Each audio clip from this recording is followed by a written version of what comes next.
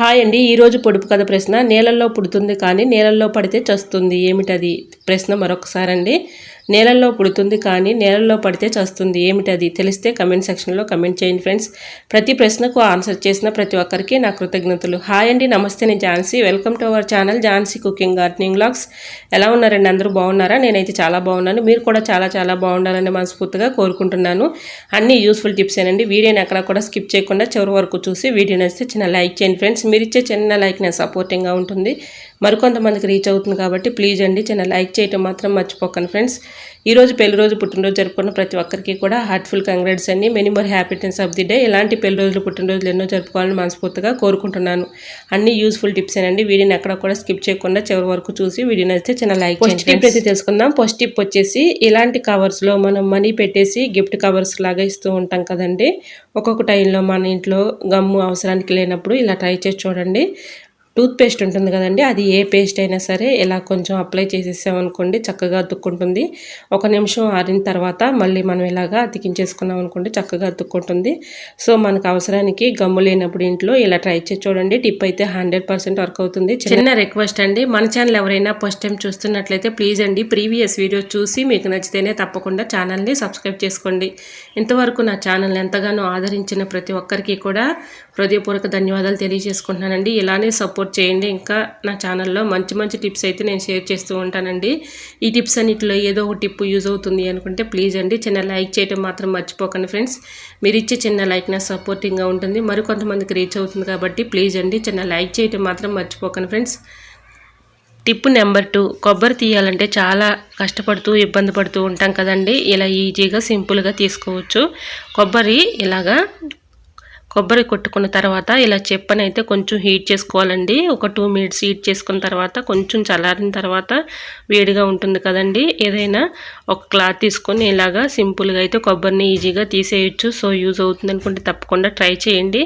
కొబ్బరి తీయాలంటే చాలా కష్టపడుతూ ఇబ్బంది పడుతూ ఉంటాం కదండి, ఇలా సింపుల్గా ఈజీగా తీసేసుకోవచ్చు. మన పని కూడా ఈజీగా సులువుగా అయిపోతుంది. సో యూజ్ అవుతుంది అనుకుంటే తప్పకుండా ట్రై చేయండి. టిప్ నెంబర్ 3, ఎగ్స్ బాయిల్ చేసుకునేటప్పుడు 1 స్పూన్ సాల్ట్ వేసుకున్నాం అనుకోండి ఎగ్స్ మంచిగా వస్తాయి, పాడైపోకుండా ఉంటాయి. సో యూజ్ అవుతుంది అనుకుంటే తప్పకుండా ట్రై చేయండి. టిప్ అయితే చాలా యూస్ఫుల్గా ఉంటుంది. టిప్ నెంబర్ 4, అగ్గిపెట్టెలు ఒక్కొక్కసారి చెమ్మ వచ్చేసి అగ్గిపుల్లలు సరిగా గేవు కదండి. అలా ఉన్నప్పుడు ఇలా ట్రై చేసి చూడండి. అగ్గిపెట్టెలో కొన్ని రైస్ తీసుకొని అందులో వేసుకున్నాం అనుకోండి చెమ్మ లేకుండా చక్కగా మనం అగ్గిపుల్లని గీసినప్పుడు చక్కగా వెలుగుతాయండి. దీంట్లో మళ్ళీ ఇంకా చాక్ పీస్ కూడా ఇలా పెట్టేసుకున్నాం అనుకోండి చెమ్మ లేకుండా ఉంటుంది. మనం తీసినప్పుడు అగ్గిపుల్లలు కూడా చక్కగా వెలుగుతాయి. సో యూజ్ అవుతుంది అనుకుంటే తప్పకుండా ట్రై చేయండి. టిప్ నెంబర్ 5, ఏదైనా ఒక బౌల్ తీసుకొని దాంట్లో కాఫీ పౌడర్ అయితే వేసుకోవాలండి. ఇలాగ కాఫీ పొడి ఇలా వేసేసుకొని మన డీప్ ఫ్రిడ్జ్లో ఫుడ్ ఐటమ్స్ ఎక్కువగా పెడుతూ ఉంటాం కదండి, ఒక్కొక్కసారి బ్యాడ్ స్మెల్ వచ్చేస్తూ ఉంటుంది. మనం ఎంత క్లీన్ చేసుకున్నా కూడా ఆ బ్యాడ్ స్మెల్ అనేది పోదు కదండి. ఇలా ట్రై చేయండి. ఇలా కాఫీ పౌడర్ని ఇలా ఫ్రిడ్జ్లో పెట్టేసుకున్నాం అనుకోండి బ్యాడ్ స్మెల్ లేకుండా మంచి స్మెల్ వస్తుంది. సో యూజ్ అవుతుంది అనుకుంటే తప్పకుండా ట్రై చేయండి. టిప్ అయితే చాలా యూస్ఫుల్గా ఉంటుంది. టిప్ నెంబర్ 6, ఎల్లుల్లిపాయలు వలవాలంటే చాలా కష్టపడుతూ ఇబ్బంది పడుతూ ఉంటాం కదండి. ఇలా గోళ్ళతో తీయాలంటే చాలా నొప్పిగా ఉంటాయి కదండి. ఈ విధంగా ట్రై చేయండి, 100% వర్క్ అవుతుంది.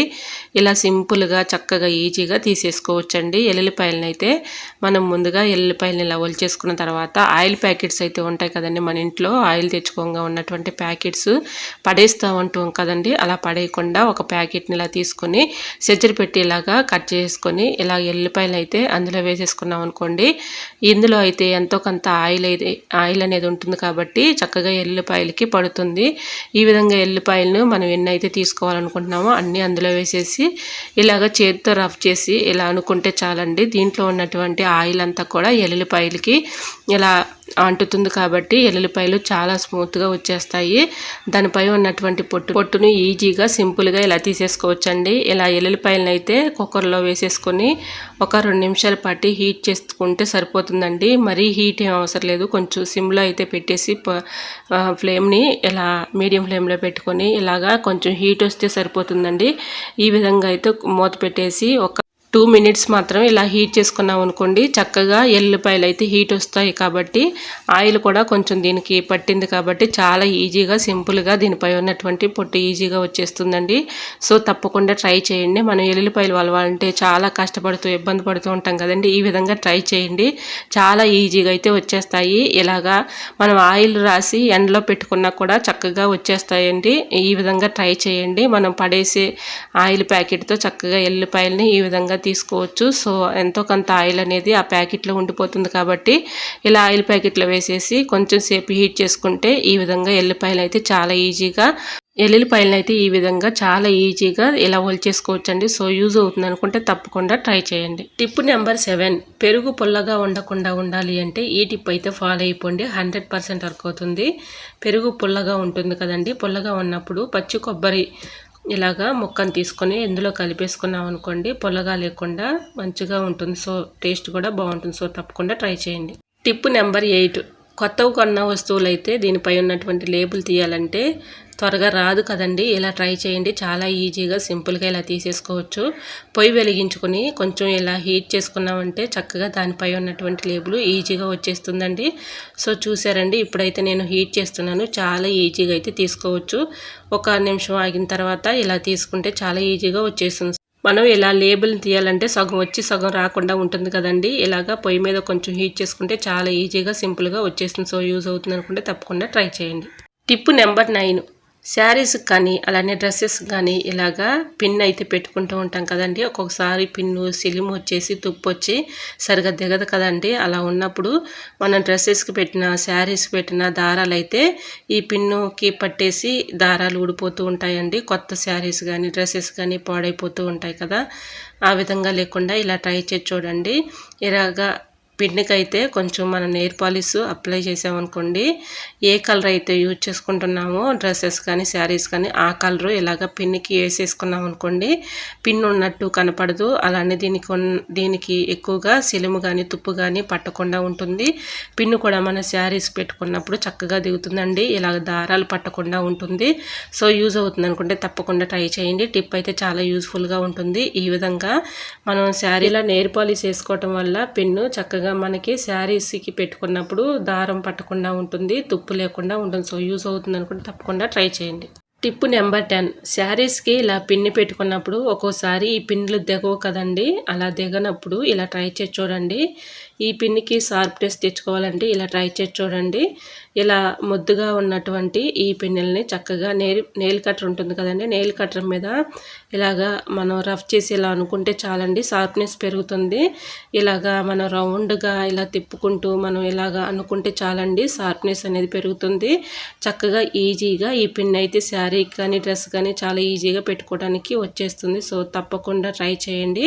ఈ విధంగా ముద్దుగా ఉన్నటువంటి ఈ పిన్నుల్ని చక్కగా షార్ప్నెస్ అనేది ఈ విధంగా తెచ్చుకోవచ్చండి. సో యూజ్ అవుతుంది అనుకుంటే తప్పకుండా ట్రై చేయండి. ఇంకొక యూజ్ఫుల్ టిప్ ఏంటంటే ఇలాగ షార్ప్నెస్ ఈ విధంగా కూడా తెచ్చుకోవచ్చండి. ఇలాగ టీ స్టైనర్ ఉంటుంది కదండి, టీ స్టైనర్ మీద ఇలా రఫ్ చేసి అనుకుంటే చాలండి, షార్ప్నెస్ అనేది చక్కగా పెరుగుతుంది. సో యూజ్ అవుతుంది అనుకుంటే తప్పకుండా ట్రై చేయండి. టిప్ నెంబర్ 11, టీ స్టైనర్లో ఏదైనా మనం వడకట్టుకోవాలి అనుకున్నప్పుడు ఇలాగ గిన్నె మీద పెట్టేసి టీ స్టైనర్ని ఇలా పెట్టుకుంటూ ఉంటాం కదండి, ఇది పడిపోతూ ఉంటుంది, మనకి ఇసుకొచ్చేస్తూ ఉంటుంది కదండి. అట్లాంటిది ఇబ్బంది ఏమీ లేకుండా ఇలా ట్రై చేయండి. చాలా ఈజీగా ఇలా పెట్టేసుకొని చక్కగా మనం వడకట్టుకోవచ్చు. ఇలాగ టీ స్టైనర్ హోల్ అయితే ఉంటుంది కదండి, ఆ హోల్లో నుంచి ఫోర్క్ స్పూన్స్ అయితే మన ఇంట్లో ఉంటూ ఉంటాయి కదండి, ఆ స్పూన్ని మనం ఇలా పెట్టేసామనుకోండి, చక్కగా మనం ఏది వడకట్టుకోవాలన్నా కూడా చాలా ఈజీగా వడకట్టుకోవచ్చు. మన పని ఈజీగా సులభంగా అయిపోతుంది. ఈ విధంగా ట్రై చేయండి. టిప్ అయితే చాలా యూజ్ఫుల్గా ఉంటుంది. చూసారా, ఈ విధంగా అయితే ఫోర్క్ స్పూన్ పెట్టేసి వడకట్టుకున్నాం అనుకోండి, చక్కగా ఈజీగా సులభంగా మన పని చేసుకోవచ్చు. సో యూజ్ అవుతుందని కూడా తప్పకుండా ట్రై చేయండి. ఐ హోప్ ఈ టిప్స్ అన్ని మీకు నచ్చాయి అనుకుంటున్నా. నచ్చితే మాత్రం ప్లీజ్ అండి వీడియోని లైక్ చేసి మీ ఫ్రెండ్స్ అండ్ రిలేటివ్స్ షేర్ చేయండి. ఎలా వచ్చిందనేది కూడా ప్లీజ్ అండి కమెంట్ సెక్షన్లో మీకు ఏ టిప్ అయితే బాగా నచ్చిందో తప్పకుండా కమెంట్ చేయండి ఫ్రెండ్స్. మీకు ఏ టిప్ కావాలనేది కూడా తప్పకుండా కమెంట్ చేయండి ఫ్రెండ్స్. ఇంతవరకు నా ఛానల్ ఎంతగానో ఆదరించి సపోర్ట్ చేసి సబ్స్క్రైబ్ చేసిన ప్రతి ఒక్కరికి కూడా నా హృదయపూర్వక ధన్యవాదాలు తెలియజేసుకుంటున్నానండి. ఈరోజు అడిగిన పొడుపు కథ ప్రశ్న కూడా ఆన్సర్ చేస్తే తప్పకుండా కమెంట్ సెక్షన్లో కమెంట్ చేయండి ఫ్రెండ్స్. ఇలానే సపోర్ట్ చేయండి ఫ్రెండ్స్. ఇంకా నేను నా ఛానల్లో మంచి మంచి టిప్స్ అయితే మీకు షేర్ చేస్తూ ఉంటానండి. ఓకేనండి, మరొక వీడియోతో మళ్ళీ మేము ముందుకు వచ్చేస్తానండి. అంతవరకు బాయ్. అందరూ బాగుండాలి, అందులోనే ఉండాలని ఆశిస్తూ నేను మీ ఝాన్సీ. Thanks for watching.